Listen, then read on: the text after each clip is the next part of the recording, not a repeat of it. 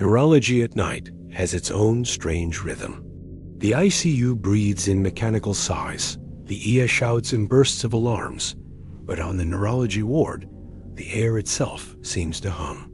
EEG paper hisses as it scrolls, infusion pumps tick like impatient clocks, and the fluorescent lights buzz just loud enough to remind you they've seen more nights than you have. By 2:03 a.m., the hall outside my workroom was empty. My coffee had gone metallic and bitter, and my pager had stayed mercifully quiet for nearly a quarter of an hour. Then bed 412 changed that. "Dr. Harris?" Marta, tonight's charge nurse, appeared in my doorway. Her voice was hushed, like it always was during the brittle hours when the whole hospital felt like it was holding its breath. New, admit, from the strange episodes. Staring, muttering. Family says he talks like he knows things. EG tech's already setting up. I rubbed the grit from my eyes. Name? ID says David Miller. No meds list, no PCP. The niece says he's been acting wrong for weeks. Defying wrong, I muttered, pulling on a fresh pair of gloves as I stood. Marta gave a thin smile. The kind of wrong that makes families whisper before you walk into the room. Room 412 smelled faintly of rain-soaked clothes and antiseptic. David lay propped at 30 degrees, salt and pepper hair matted to his forehead, a bruise along his cheek where he'd fallen. His eyes were open, but he wasn't really looking, more like listening to something none of us could hear. The EG tech, a grad student who looked too young to be awake at this hour, was pasting electrodes across David's scalp, the white leads fanning outward like tangled roots. "Mr. Miller?" I kept my tone calm, even. "I'm Dr. Harris, Neurology." His gaze slid toward me, half a beat behind my words, as though my voice arrived first and his eyes caught up after. "You are late," he murmured. The sentence was clear, but misplaced, like he'd borrowed it from another conversation. I ran through the ritual exam. Pupils equal, reflexes intact, grip surprisingly strong, but his naming slipped. He called my reflex hammer a doorstop, my penlight a snake, my hand a weather. Classic signs of temporal lobe mischief. The EEG confirmed its seconds, later sharp spikes blooming across the right hemisphere. "Any headaches? Any chest pain?" I asked, more for the record than for answers. His lips parted. The air changed. He turned his head fully toward me, and his voice was smoother this time, deliberate, almost gentle. "You were 9, he whispered. "You took the silver key from the coffee tin and hid it under the carpet behind the dresser." My pen froze mid-note. My chest locked tight. Because I had done that 30 years ago, in a house 3 states away. I'd stolen an old key from my mother's sewing tin and shoved it under the carpet in my bedroom, right behind the heavy dresser no one ever moved. I hadn't thought about it in decades. I had never told anyone. The monitors beeped calmly, mocking me with their indifference. I leaned closer before I could stop myself. "How do you know that?" He smiled faintly, almost kindly. "Neurologist," he said. "Do you even know your own mind?" Marta frowned from the doorway. "Doctor?" she asked, confusion written across her face. "Is he making sense?" I couldn't answer. Because David Miller's eyes weren't just looking at me anymore. For a flicker of a second, they were my father's, dark, hard, filled with something I had spent 30 years trying to bury. And then David whispered a sentence that made the blood roar in my ears. "You wished him dead." The words hung in the air like static after lightning. You wished him dead. I froze at the foot of the bed, every muscle wired tight. Marta shifted uncomfortably in the doorway, glancing between the monitor and me. She had heard it too, but she didn't know what it meant. Couldn't know. I forced myself to breathe, to keep my voice clinical. "Mr. Miller, can you tell me who you're talking about?" His pupils dilated, though the EG tech whispered that sedation levels hadn't changed. Spikes danced across the screen in jagged clusters. David's lips parted again, and his voice slithered out, lower, steadier than before. "The man with oil on his hands," he murmured. "The one who built the hum in your house?" My chest tightened. The room tilted slightly, like gravity had been re-angled. The basement freezer. That low mechanical hum that never stopped, not even at night. My father's workshop down there. The smell of motor oil, rusted tools, the way he cursed when something slipped out of place. It was a sound that had threaded through my childhood, so constant it became background, like a pulse you only noticed when it stopped. I hadn't told anyone about that freezer. Not in medical school, not in therapy, not even my wife. I hadn't spoken of the night. I wished I'd never hear it again. But David Miller had. I forced my hand steady as I wrote on the chart. Episodic intrusion, possible ictal speech, consider mesial temporal focus. Clinical words, as if putting it into neurology terms, could cage what I just heard. The EZ spiked again. David turned his head slightly toward me, eyes unfocused but intent, as though he could see a thought before I formed it. "You buried it under the carpet," he whispered, "but you never buried the wish." My pen slipped, scratching a line across the chart. I caught Marta watching me now, her brow furrowed. She wasn't just worried about the patient anymore. I straightened my shoulders, forced composure. "Marta, get Ativan ready," I said. My voice sounded thin. "If this escalates, I want to break the cycle." She nodded, but her eyes lingered too long on my face before she left. I turned back to David. He was smiling faintly now, not cruelly, but knowingly, like he'd delivered a message rather than a symptom. "You can medicate the brain," he whispered. "But the thought stays." The monitor beeped softly, steady, indifferent. The EEG scribbled its jagged language. And I realized, with a pulse of cold dread, that I wasn't sure who I was treating anymore, David Miller or myself. The room was too quiet. The kind of quiet that isn't absence of sound, but pressure like the whole ICU was holding its breath. The EEG chattered on, black ink scrawling jagged mountains across the feed. But as I stared, the shapes bent, smoothed, sharpened until they weren't random anymore. They were letters. D. I blinked hard. The EEG paper kept spooling out, but the word repeated over and over, letters marching like soldiers. Marta stepped back into the room with the Ativan, froze when she saw the printout. "Doctor, is that?" "Artifact," I said too quickly, grabbing the paper and tearing it free. My hands shook as I crumpled it into my pocket. Electrode interference. "It happens." She didn't look convinced.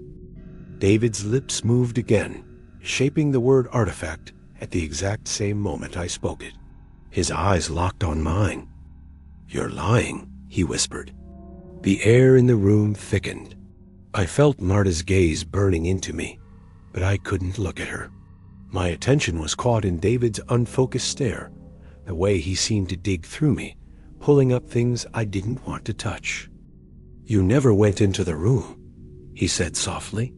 "You stood at the top of the stairs and wished the hum would stop. You wanted him gone."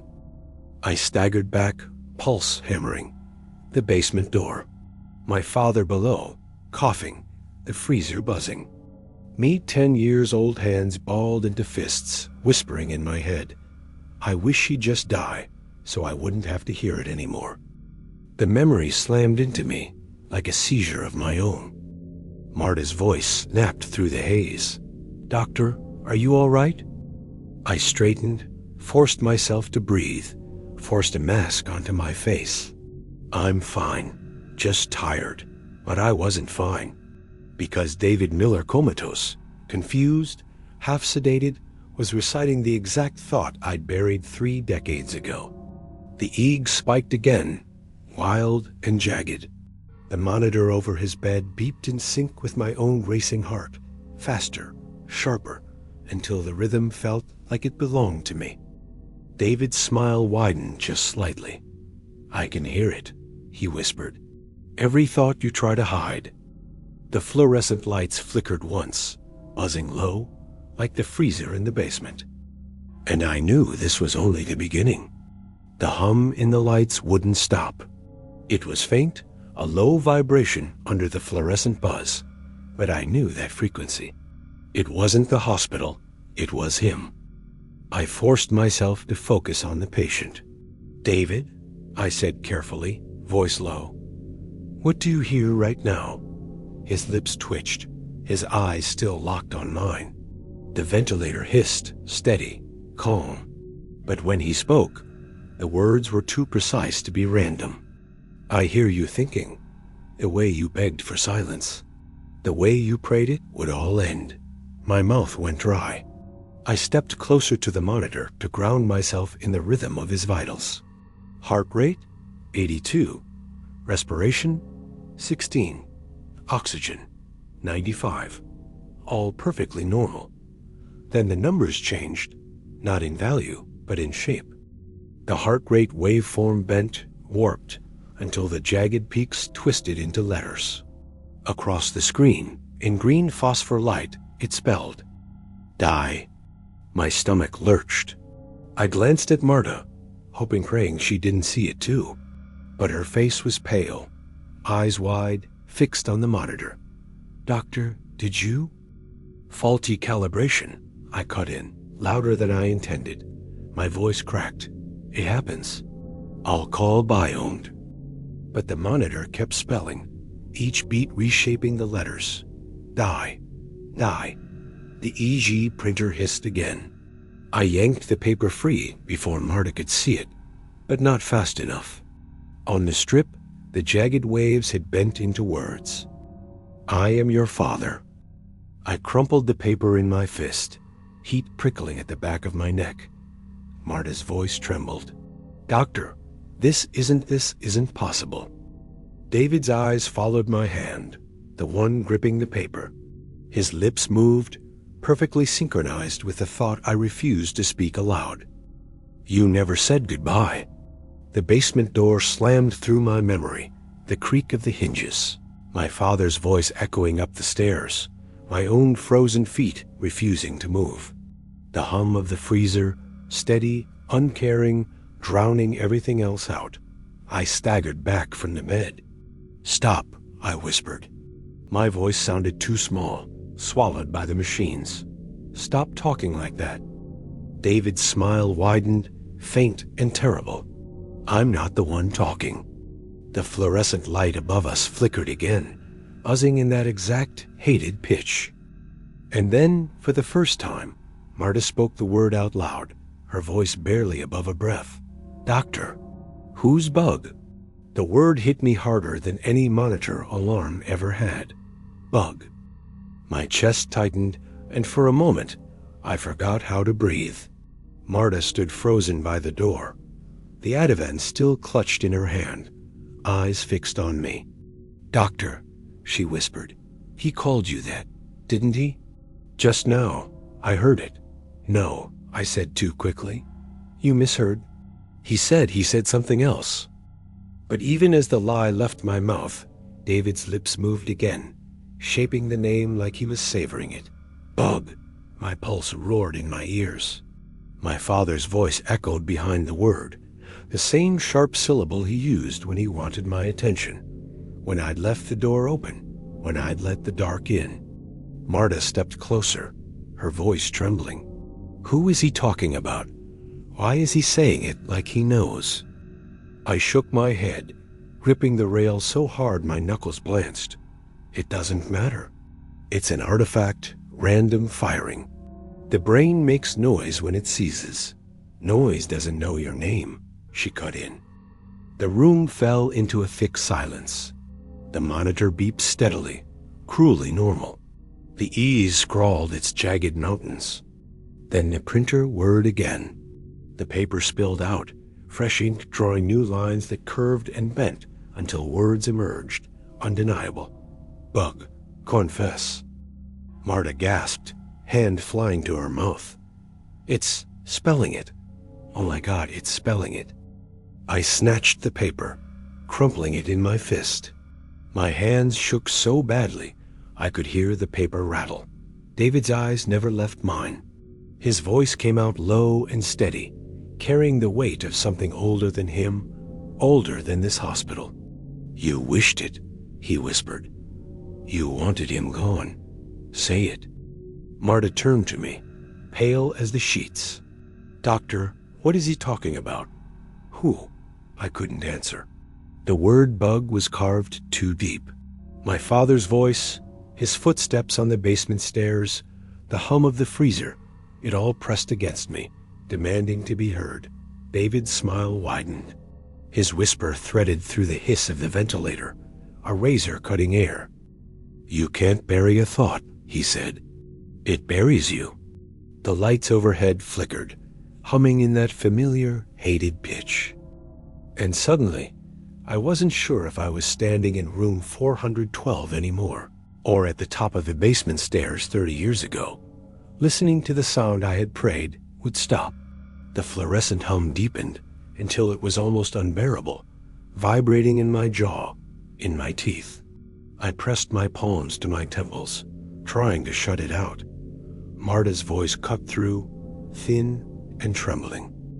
Doctor, I can hear it too. I froze. Slowly, I lowered my hands. Hear what? She looked at the ceiling light, her pupils wide. That hum. It's not just the lamp, is it? It's something else. My throat went dry. For 30 years, that sound had belonged to me, alone the freezer in the basement, the drone that haunted every childhood night. Now Marta stood in front of me, shivering, hearing the same pitch. David's lips parted, his voice sliding out with the next breath of the ventilator. She hears it because you left the door open. Marta flinched. What door? What is he talking about? I couldn't answer. My mind was already drowning in the memory. The cracked basement door, my father's voice echoing up the stairs, my small fists clenching as I wished for the hum to stop, for him to stop. The easy printer clicked again. This time the paper unfurled across the floor before I could grab it. Marta stooped, her fingers brushing the ink. When she read it, her face went pale. Bug, basement, die. She dropped the strip like it burned her. Doctor, this isn't possible. The air shifted. For a moment, the smell of antiseptic faded, replaced by something heavier, damp, metallic, the smell of concrete soaked in oil. I staggered back, my shoulder colliding with the wall. No, I whispered. Not here, not again. David's eyes rolled back, showing only slivers of white. His lips stretched into a smile too wide, and his voice dropped low. Bring her down too, Bug. Show her what you did. Marta shook her head violently. What he did? Doctor, what does he mean? What's in the basement? The hum thickened, drowning the room. The lights flickered, buzzing louder, until for one split second, the sterile hospital walls melted. And I was standing at the top of the basement stairs again. The world tilted. One blink I was in room 412. The next I was staring down a stairwell I hadn't seen in 3 decades. The smell was the same cold concrete, mildew, and the faint iron tang of rusted tools. I gripped the rail, knuckles white, praying it was just a memory surfacing. But the hum was too loud, vibrating in the marrow of my bones. It wasn't memory. It was here. Marta's voice bled into the vision, panicked and muffled, as if she were shouting through water. Doctor, what is this? Where are we? I turned. She stood beside me, eyes darting wildly. She saw it too. The warped steps, the single dangling light bulb, the basement door yawning open like a throat. No, I whispered, throat raw. You shouldn't be here. But the hum dragged us down. Step by step, the basement pulled at my feet. At the bottom, the freezer sat against the wall, its lid shut, vibrating faintly. Tools were scattered across the workbench. And on the floor, just where I remembered, lay the hammer. I could feel Marta trembling beside me. "Doctor," she whispered, "what happened down here?" The words caught in my throat. My chest burned. The memory clawed at me. I was 9 again, sneaking down the stairs to check on the fireflies I'd hidden in a jar. My father's voice booming from the kitchen above. "Bug, shut that door. You'll let the night in." My small hands fumbling the hammer I wasn't supposed to touch. The slip, the thud, his scream. I staggered back from the workbench, clutching my head. "It was an accident," I rasped. "I didn't mean to drop it."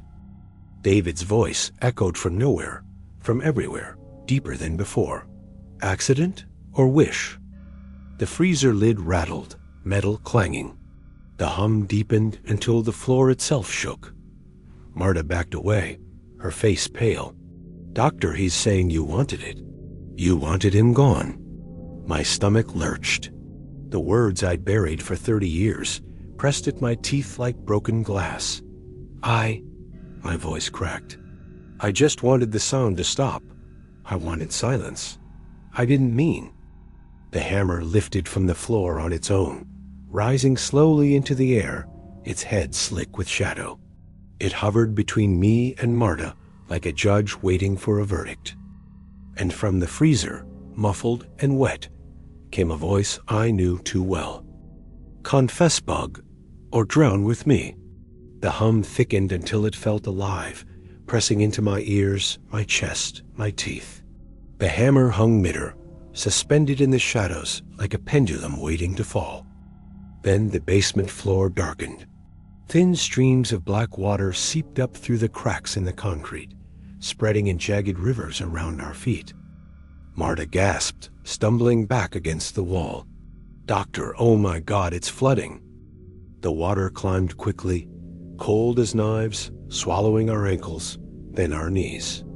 The hum deepened into a roar, vibrating through the liquid, through my bones. The freezer rattled violently, its lid buckling as if something inside wanted out. David's voice echoed from the shadows, his words carried on the rising water. "You left me. You wished me gone. Now join me in the silence you begged for." The hammer spun slowly and dropped splashing into the water with a sound far heavier than steel should make. The ripples spread outward, carrying whispers that weren't Marta's, weren't mine. "Bug, confess, die." I staggered back, but the water surged higher, chest deep now, dragging me toward the freezer like a current with its own will. My lungs seized. Every breath tasted damp, metallic, wrong. Marta clung to my arm, eyes wide with terror. "What's happening? What is this?" I wanted to tell her it wasn't real, that it was a seizure, a hallucination, sleep deprivation. But the cold on my skin was too sharp, too true, and the voice in the freezer was too familiar. "Confess," it hissed. "Say the words, or drown like I did." The lid creaked open an inch, then another. Darkness pooled out like smoke. My father's voice rose from within, rattling, broken, wet with the sound of drowning lungs. "You left the door open, Bug. You let the dark in. Now it takes you too." The water surged over my chin. My next breath came out as a choking gasp, black liquid spilling into my throat. Marta screamed, her voice muffled and thin, as if she were already underwater. And then the freezer lid flew open. The hum stopped. And in the silence, his voice came clear, sharp, and final. "Confess." The water swallowed me whole. One moment I was standing chest deep in the basement. The next I was plunging under, black liquid filling my mouth, burning down my throat. My lungs convulsed, desperate, but the more I fought, the more it poured in. Through the blur, I saw Marta's pale face vanish above me, her scream cut short as the water sealed everything in silence. I kicked, thrashed, clawed upward, but the surface never came closer. Instead, the basement dissolved, its walls bending and stretching until the stairwell became a tunnel of liquid shadow. I was sinking, not rising, drawn down into something deeper. Then light, cold, fluorescent, wavering through the water. I blinked hard, my lungs burning until the shapes clarified. Hospital beds, dozens of them, suspended in the black like wrecks on the ocean floor. Monitors floated beside them, screens glowing green, each tracing the same jagged pattern. Letters. Bug. Bug. The patients turned their heads toward me in eerie unison. Their mouths opened, bubbles rising. The faces weren't strangers, they were mine. Every patient I had ever lost. The man who coded in the stroke unit, the woman whose tumor surgery bled out, the child whose seizures never stopped. Each one whispered in perfect sync, their voices somehow cutting through the water. You let us die. I tried to scream, but choked instead, black water searing my lungs. My vision swam, but through the shifting haze, one figure stepped forward, rising out of the crowd. My father, or the shadow of him. His work shirt hung in tatters, his skin gray, eyes pale as the moon. He stood on the floor of that drowned ICU as if it were solid, untouched by the water that drowned me. You wished it, he said, voice steady, unbroken. You wanted silence, and now it comes for you. I clawed at my chest, my ribs aching, my lungs screaming for air. The hammer from the basement drifted past me, spinning slowly, its head glinting. I reached for it out of desperation, out of instinct. The moment my fingers touched the handle, the ICU around me shattered. Beds splintered, monitors sparked, patients dissolved into streams of bubbles, and suddenly I was standing again. Not in the hospital, not in the basement, but in the doorway of my childhood home, staring at the open basement door. The hum had returned, and my father's voice rose from below, soft and patient. Come down, Bug. Don't leave the door open. The door yawned open before me, spilling a darkness that pulsed with the same steady hum I'd spent a lifetime trying to forget. The air smelled of motor oil and damp wood, and the chill that wafted up from the stairs didn't belong in this century. It belonged to my childhood. I stood in the hallway of the house we'd sold 30 years ago, yet every detail was right. The crooked wallpaper scene near the light switch, the gouge in the doorframe from when I dragged my bike inside, my mother's porcelain clock frozen at 2:17. The hum vibrated through the floorboards, tugging me downward. Behind me, faint and trembling, Marta's voice broke the silence. Doctor, where are we? I turned. She was there, standing barefoot in the same hallway, her scrubs dripping with black water that wasn't pooling on the floor. Her eyes were wide, glassy, and she was shivering, not from cold, but from recognition. I've been here, she whispered. I know this place. No, I rasped. My throat was tight, raw. This is my house, my basement. She shook her head slowly. It doesn't matter, whatever this is. It's not just yours anymore. The stairs groaned. One step at a time, something began to climb. The hammer lay on the top stair, slick and waiting. Its head gleamed with a film of black water. The first sound was his breathing wet, labored, rattling. Then the outline appeared, half shadow, half man. My father's shape, shoulders stooped, eyes pale, each step dragging the hum higher, louder, until the walls trembled. Bug, he said, voice deep as the house itself. You left the door open. My legs locked. I wanted to run, but my feet were nailed to the carpet. Marta clutched my arm, her nails digging in. Doctor, she whispered, he's talking to you. The figure stopped at the top stair. His face was both my father's and not skin gray, jaw sagging slightly, eyes too clouded to belong to the living. He reached out a hand, fingers dripping with black water. You never said it, he rasped. Say it now. The hammer lifted from the stair, hanging between us, humming like a tuning fork. And behind my father, the darkness of the basement moved, swirling, as if something vast and unseen was waiting for my answer. The hammer hovered in the air, trembling like it weighed 1,000 pounds. My father's shadow loomed at the top of the stairs, arm outstretched, dripping black water that pooled but never spread. "Say it," he demanded, his voice vibrating through the walls. "Say what you thought." My throat locked. Marta clutched my arm tighter, her face pale in the dim light. "Doctor, what does he want from you?" The hum deepened, shaking the porcelain clock on the wall until it fell and shattered. I closed my eyes, but the memory forced itself in anyway.